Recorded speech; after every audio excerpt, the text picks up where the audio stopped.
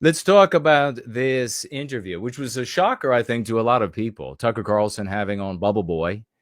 And the first thought that came to my mind when I saw that they had interviewed, he had him on, was a question. Is Tucker Carlson having Fuentes on to legitimize criticism of Fuentes moving forward? Well, I had the guy on. I had him on. I talked with him. We got along. Is that what he was doing? I don't know.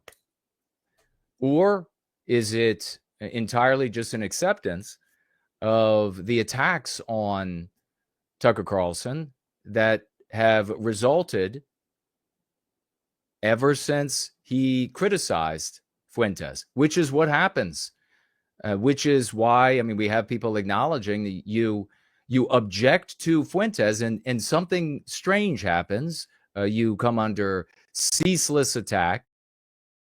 Every time I have any criticism of Bubble Boy, folks show up with the grossest of slanders for yours truly, outright lies.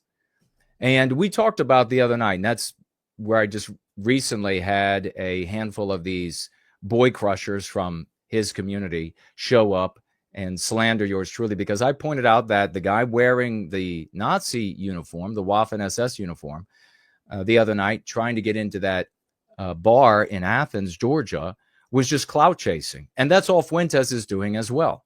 And that's why I've pointed out the other night that these attempts to undermine the relationship between Fuentes and this audience of boy crushing, multiracial, juice splurging boy crushers can't be severed by attempting to hold Fuentes to any sort of principles.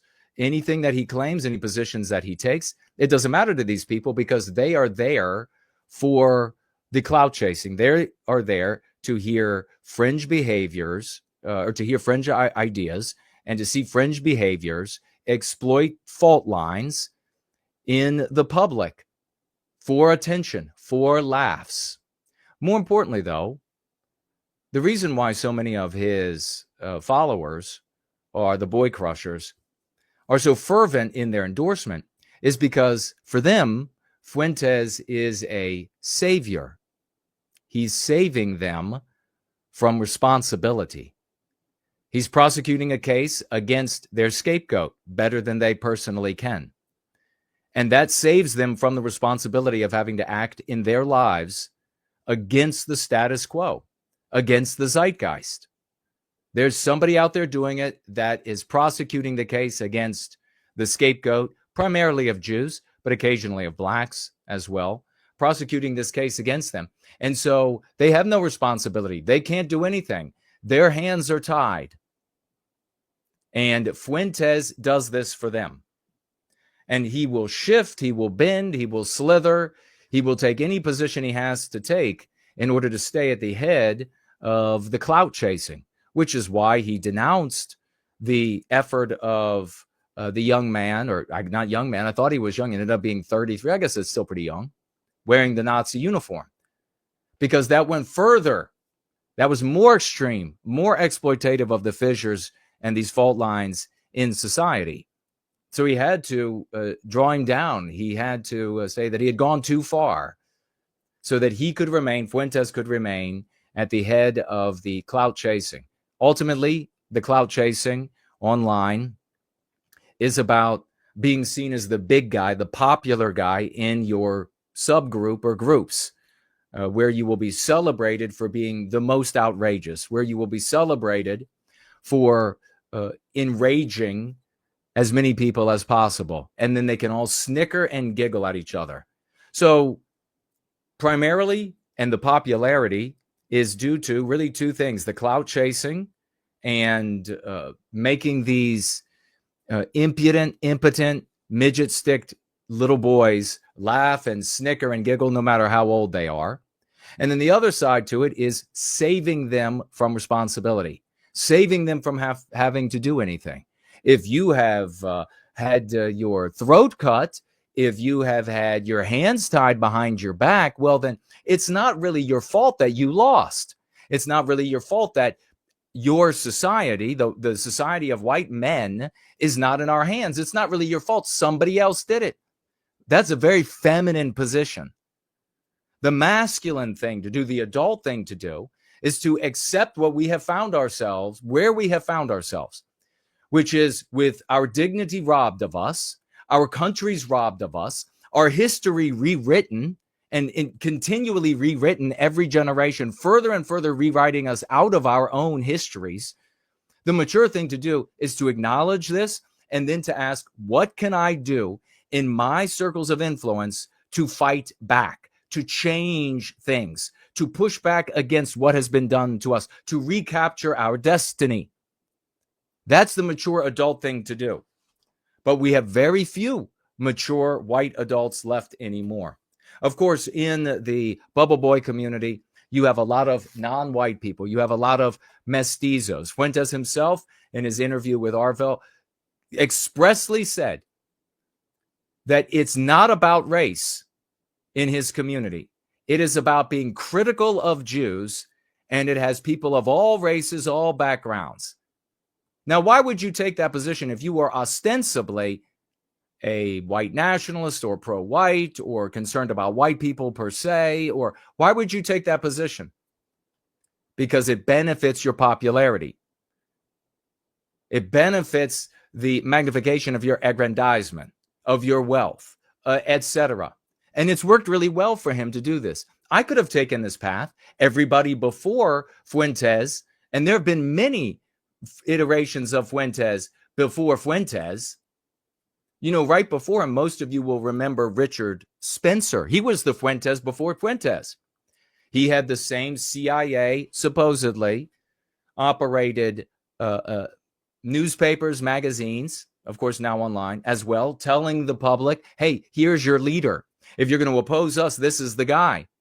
He was doing the exact same thing. That was earlier on in the internet's accessibility. Maybe we could say it that way. He was a bit of a creation of really prior to the internet was robust enough, and then coming into the internet being robust enough and accessible enough for people to participate. But what did Spencer do that was very different? Well, Spencer was not a multiracialist like Fuentes. Spencer was a Jewsburg, but he said, it's us white people. Fuentes says, it's the Jews and it's all of us multiracials. That's the big difference. And then as a consequence, particularly of being 25% Hispanic, he gets the endorsement of all the mestizos. And boy, don't we know it. How many times have mestizos with Nazi avatars and statements about Aryan this or Aryan that, we find out, we take a look, and they end up being like full-blood Peruvian, full-blood Ecuadorian, full-blood on and on and on. Before Richard Spencer, does anybody know of Matt Hale? Before Matt Hale, does anybody know of Alex Lender? These were the iterations before, and they were hugely popular individuals with many, many thousands of followers. Fuentes and Tucker Carlson legitimizes this in this interview, regrettably. And the reason he does it, of course, is to placate the boy crushers that are slandering him and undermining his business. It's obviously the case. Says to Fuentes, okay, that you did this, you made it possible to talk about Jews. Are you kidding me? Are you absolutely kidding me? David Duke, Don Black before him, slightly before him. Dr. Pierce before that. Tom Metzger before that. Kevin Alfred Strom in the middle of all that. Ted Pike in the 1980s, we were just talking about the other day, had many tens of thousands on his mailing list. Many tens of thousands of active white people who followed every word he said about the Jews and them completely responsible. In the midst of all that, of course, you had Sam Dixon, you had Ben Klassen before that, many, many, many thousands What about in the 90s? You had William Gailey Simpson, many thousands of devotees. Frank Weltner, 1998, starting Jew Watch, which was the largest, nothing like it will ever exist again, compendium of Jew-spurging information, sophisticated as well, that was number one on every single Google search for anything related to Jewish people for years. But now, Fuentes has legitimized talking about Jews. Are you kidding me? Complaining about Jews. We can keep going back further and further. We could talk about Mark Weber and the IHR and him appearing on Montel Williams saying questioning the Holocaust and being given respect. That was the early 90s. James Traficant, Congressman Traficant, in the 2000s on Sean Hannity and others, primetime television with a much wider country, talking about AIPAC and them controlling the government, just like Ted Pike, making videos right in front of the Capitol building. You can go back further. Pastor Butler, Pastor Wickstrom. You can go back further, 1980s, with Bob Matthews, David Lane. How about Rockwell in the 1960s? Many, many thousands and thousands of followers. What about Wilmot Robinson in the 70s? A colossal mailing list. He wrote Instauration and the Dispossessed Majority. Many, many thousands and thousands and thousands of readers. And some of those people, like ordinary white folk, that are listening to every single word. What about the Revelo P. Oliver? You're not going to find anybody more intelligent and educated than Revelo P. Oliver. He helped create the John Birch Society. If you remember that, in the 60s, before they were subverted. You know how many people they had paying dues members? Over 100,000 that were paying dues members. Oliver talked about the Jews. What about the America First Committee in the 40s? They had nearly 1 million people talking about the Jews.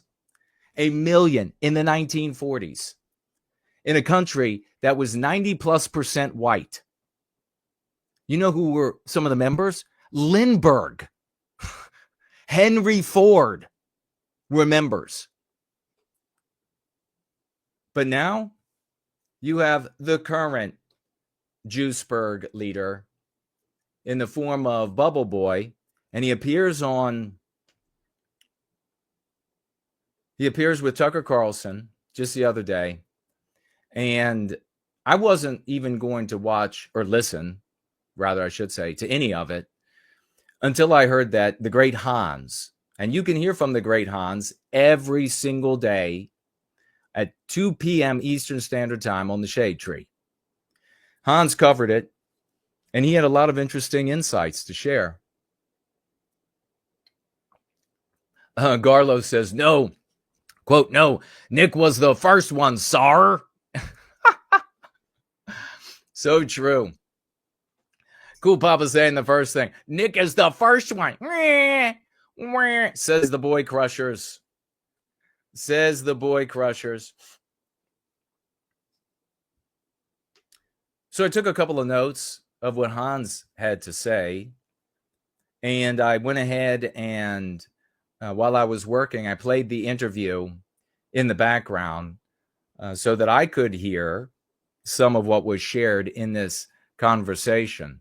Like I said, did Carlson do this interview to legitimize criticism? Or was it just to get the attacks off of his back, undermining his business? Or was it partially both? What do you think the reason was for Carlson to do this? Over the course of the entire interview, Bubble Boy says, when he speaks about white people at all, he says, quote, on some level, we should be pro-white, amongst other things. On some level, we should be pro-white. One of the things that on every level, we should be white positive. That's my position. On every single level, we need to be white positive. You need to be white positive in your life. What does pro-white mean for a Jewsburg? Well, it means complaining about Jews. So is that pro-white? No. It doesn't help white people at all. You know this, of course. So on every level, you need to be white positive. Fuentes, that's all he says about white people in this conversation. Hans brilliantly points out that whenever you have these Jewsburgs get interviewed by somebody outside of their immediate community, they rein in the Jewsburging. They rein in the violent statements. They rein in the edgelord activities. They rein it in to appear palatable, or at least a little bit more palatable, to the audience outside of their circle. Well, what does that accomplish? You're tricking these people. You know that your position is objectionable to normal white people around planet Earth. You know that condemning people on the basis of their birth is objectionable, and people are never going to go for that. So if that is your argument, though, if that's your position, if that is what you, as the great Hans points out, with all of these people as well, the great Hans points out that they'll, in these conversations outside of their circles, they will leave the implicitly the remedy unsaid. So it'll be implicit. It'll be unspoken. And that is that something has to be done about the Jews. Something has to be done about the Jews. They won't say it in those interviews because they know that our brothers and sisters are going to find it repulsive to divest, to in every conceivable way undermine a group of people on the basis of their birth.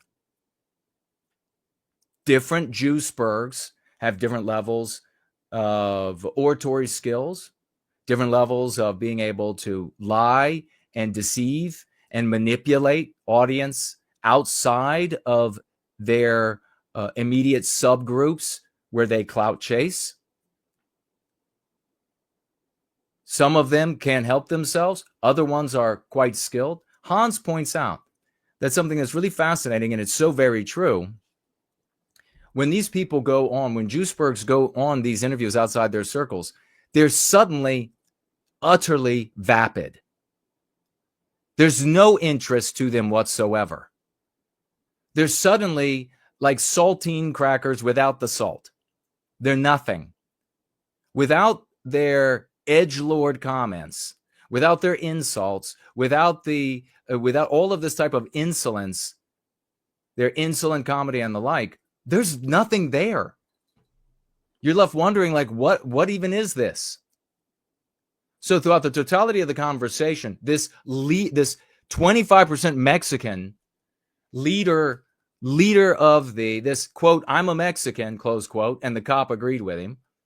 You're saying you're a white supremacist? I'm not a white supremacist. I'm Mexican. The only thing he has to say about white people is on some level that we should be pro-white. And of course, he defines that as critical of the Jews, complaining about the Jews. He also goes on to say,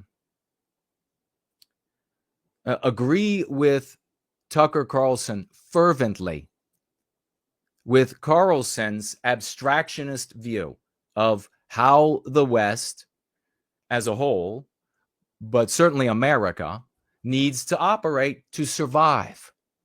Quote, what you're saying about putting aside the tribal interests for the corporate interests, universal interests, abstractions, is the only way the country, this one, the United States, is going to survive, is going to stay together, close quote.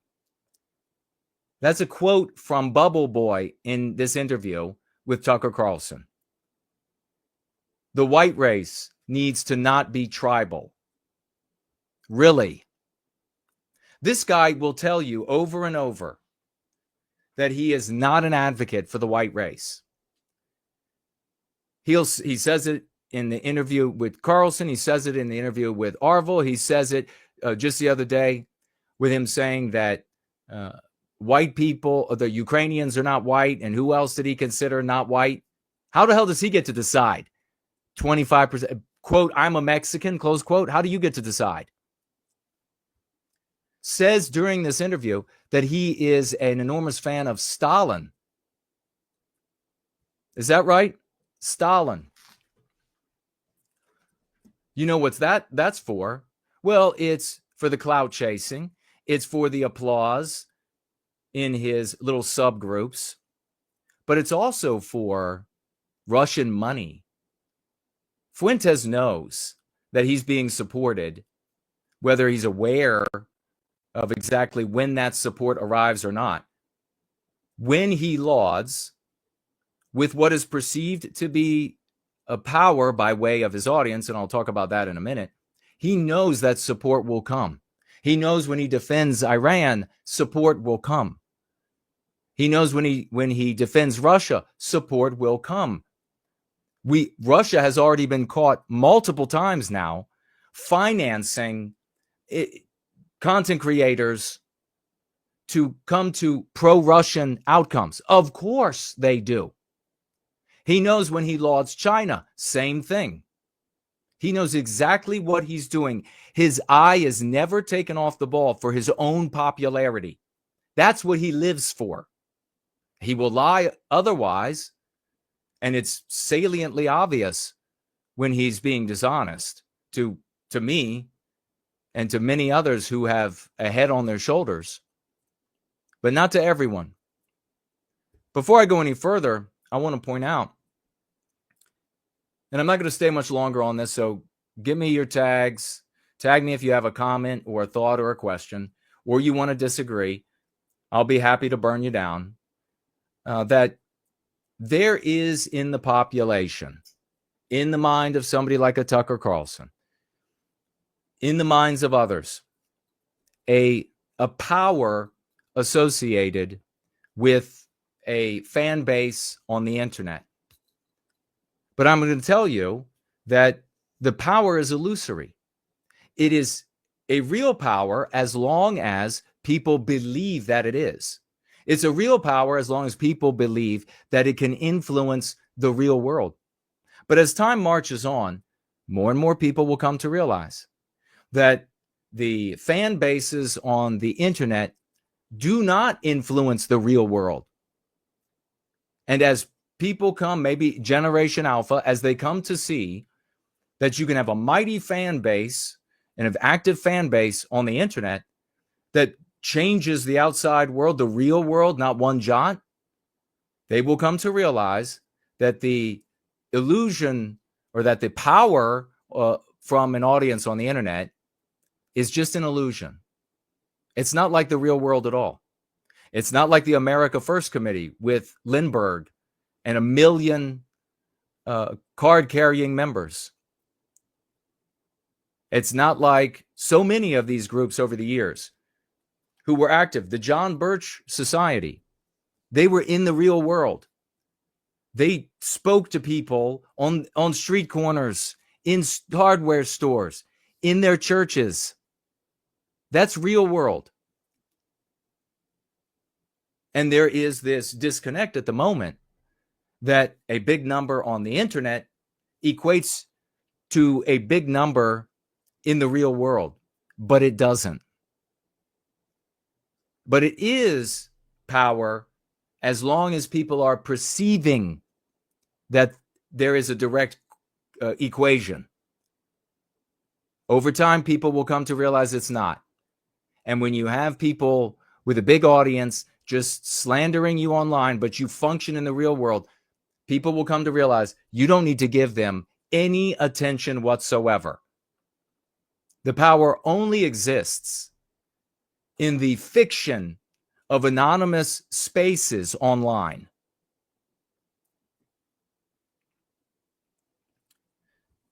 During the course of the interview, Fuentes mentioned that he has two very important Jews in his life.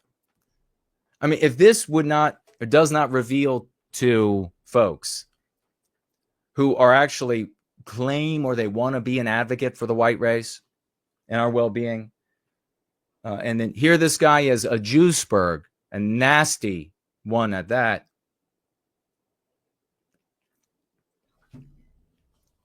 He says his best friend is a Jew. He reveals that his personal assistant is a Jew. I'll tell you right now, my best friends are not Jews. They never will be.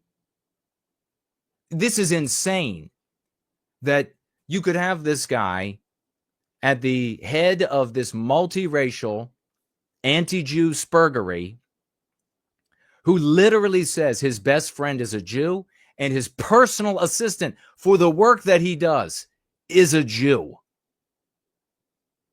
In a Patrick Bet-David interview, it was revealed that his bodyguard is black.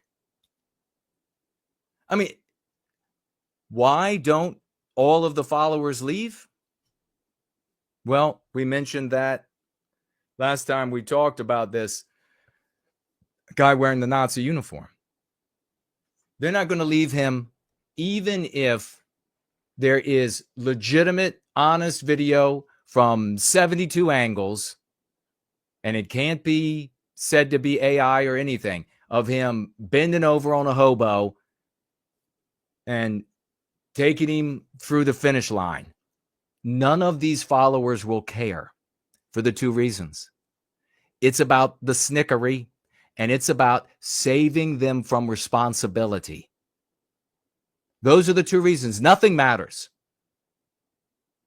He could have an OnlyFans where he brings hobos through and takes care of every single one, plays the flesh flute all day long, and they won't care. Because he's there for them for those two things. The sniggering and the saving from personal responsibility.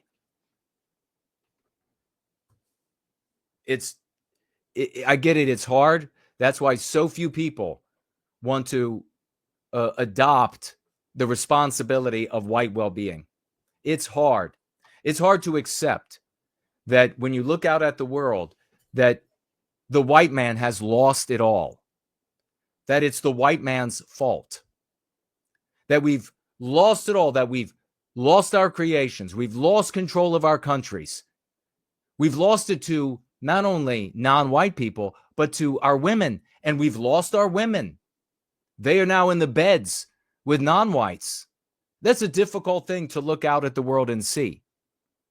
It's a difficult thing to accept and say, okay, I'm going to have to pick up the mantle of where our previous heroes have dropped it and retake our destiny.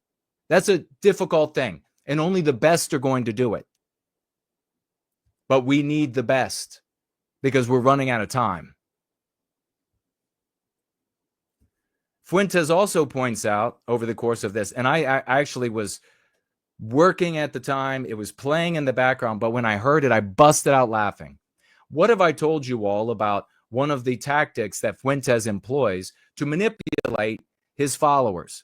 It's a very simple sales tactic. You just memorize the names of the people and items and entities involved, and then you drop those names. The people, the items, the entities, you drop those names over and over. And then people come to think, wow, you must know so much more than me as a consequence. But folks, actors memorize lines for whole movies. They memorize lines for whole TV shows. That is a skill that you can be a little better than others, but but most people, even midwits, can memorize big chunks of information and then just regurgitate them, drop them here and there in conversation. It is a trick. Anybody can do it. I can do it with almost no effort. It's a trick. So as a consequence of dropping these names and titles and lines and etc., Fuentes actually said that he was talking about how the only way America can survive is if it's based on what we would call abstractions, what he and Tucker call universal principles. And Tucker added the word corporatism to it, just meaning the universality of it, that there, i.e., there is a lack of tribal identity. Fuentes agrees with that completely. He says fervently. You can watch the conversation yourself. In fact, it's at 1 hour and 17 minutes.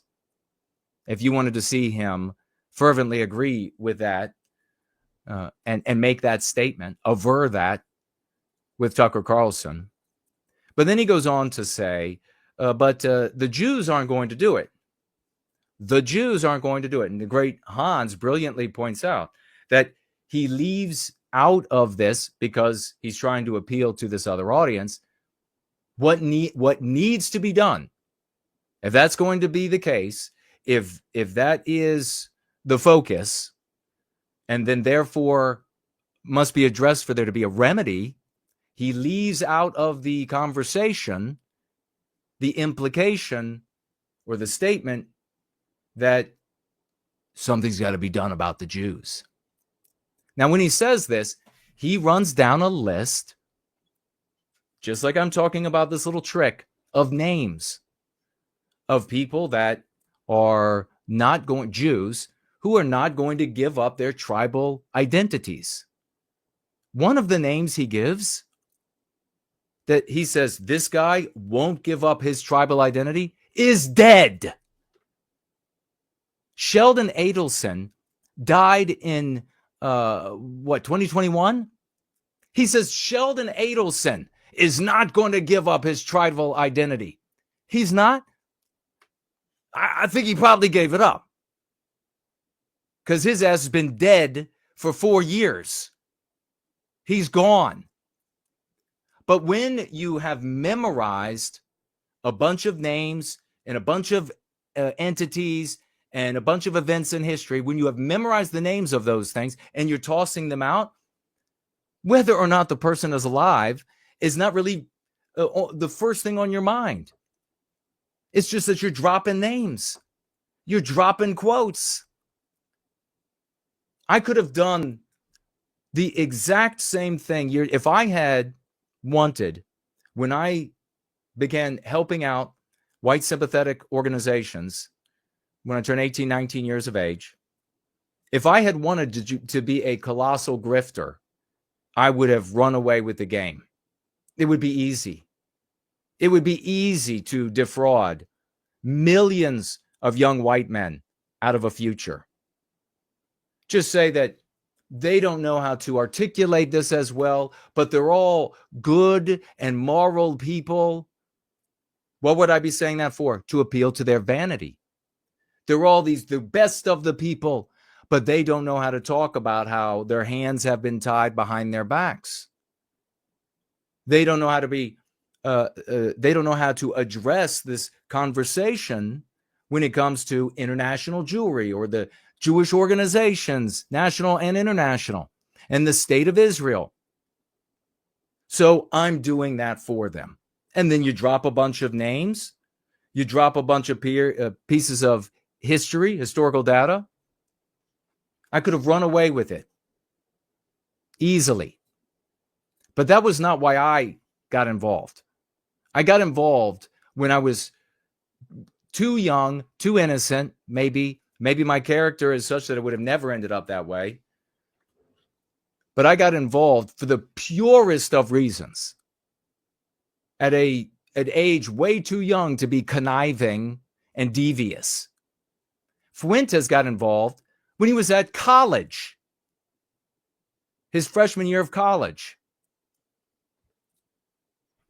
More than old enough to see how he could grift off of all of this misery.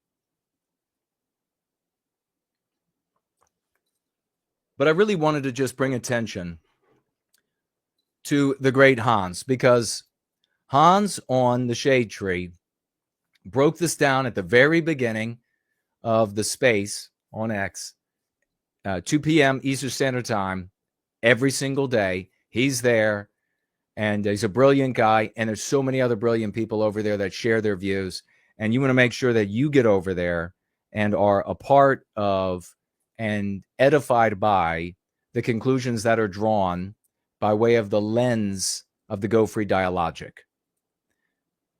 I don't want, and history has demonstrated this, I don't want for all of you to be in some sort of a secret hiding your power level, and one day maybe you could take over, and as Fuentes has said, one day take over the Republican Party, and he has told his followers, become millionaires. Okay, just go ahead and become millionaires, and this sort of nonsense. We don't have time for that. White people are being harmed right now. Not only do we have time, it's not going to work. You're not taking over the Republican Party. You're not going to have your members or your followers, and furthermore, that's not the kind of mentality that becomes millionaires, except in cases of accident. The people are going to be subservient like this to a personality online and try to live vicariously and celebrate that person because he provides you with a way out of responsibility. No, I train you to be better than you are today, to change yourself for the better, to change your environment for white positivity, to unleash the power of Western kind inside of each and every one of us. And we have so many examples of this over the years that none of it can be called into question except by the blackest of liars. So please head on over there, check out the great Hans and so many others who show up. Brilliant conversation. I was so impressed. And think about that. Would you ever hear any of these grifters who clearly are enriching themselves, aggrandizing themselves, getting sex partners, empowering themselves, getting popularity for themselves? Would they ever celebrate making any of the people who came to them into infinitely better than they were when they showed up? Of course not. They would burn them down. It would be a challenge to them. I'm the exact opposite of that. I've beaming pride when I hear folks brilliantly articulating our situation in a white positive way, and their lives are improved in every single case. It's the exact opposite. And that's what makes this that's what makes this massive popularity for the grifters such a colossal crime. We know that we're going to have fewer show up, the special forces, the best of the best, because of responsibility, because of the acknowledgement that it's our fault, not other people's faults. Because I'm not going to give you a way out and say, well, they did this, and so therefore that's why you're a loser. That's why every commercial is a white woman, a beautiful white woman, one of our daughters, sisters, mothers, etc., with a non-white guy. That's why we're the joke in all the movies and everything. So it's not your bad. You got a way out. No, it is your bad, and you better get motivated. You better start making it happen. You better be 10 times the man and woman that you are. You better influence your circles of influence. for white positivity. Because if you don't, you're POS. White children are suffering today. The great white men are suffering today. Our elderly are suffering today. Our women are suffering today. Everywhere we turn, everything is worse. There's no more time for sitting around and hashing out platitudes and quoting authors and on, and giving arguments about history. And you have a factual position and they have a factual opinion, so you got a factual disagreement that only accrues to the aggrandizement of the participants. For sake, where is the actual spirit of the white race? The can-do attitude. Nothing can conquer us. Where are the kings of old that brought their kingdoms together to fight off the marauders, to fight off the anti-whites? There's not only is there almost no courage left, there's almost no class left in the white race. And that brings us circling back to the very end here to Tucker himself. As I said at the very beginning, maybe Tucker is doing this because he can now legitimately criticize Fuentes and some of his opinions. Maybe he's doing it because his position economically and views and followers is being undermined by the endless and acerbic calumny, baseless calumny that they are hurling at him. And they have no problem putting him out of business for their savior saving them from responsibility. But he wouldn't talk to us. And that's where the classlessness comes in. He can look out at the world and say, I've got to do this because my business is being ruined. And or I've got to do this so that I can legitimately criticize this guy. He can look out at the world and come to those conclusions, and I can be fine with that. But he's not going to talk with any white positivity, any advocate of white positivity. He's not going to entertain for 1 second. That's the classlessness. I mean, he could change my mind, but if I had to put my money down, as little as I have, I'm not able, like Fuentes over here, to buy buildings. Maybe you don't really appreciate how much money this little guy has made for himself by Jew-spurging, by prosecuting a case against people's scapegoats. So I don't have the money, I don't have the popularity to either impinge or credit or improve Tucker's standing. So there's not going to be any interest. It should be there. There should be interest for the welfare of our people. That's what I base everything on. If Tucker wants to be white positive, then I'm going to consider him a great guy.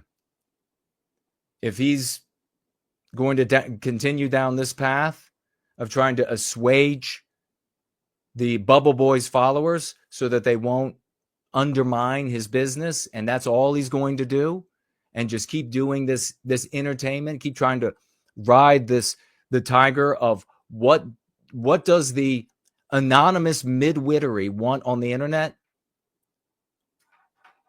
There's nothing honorable about that.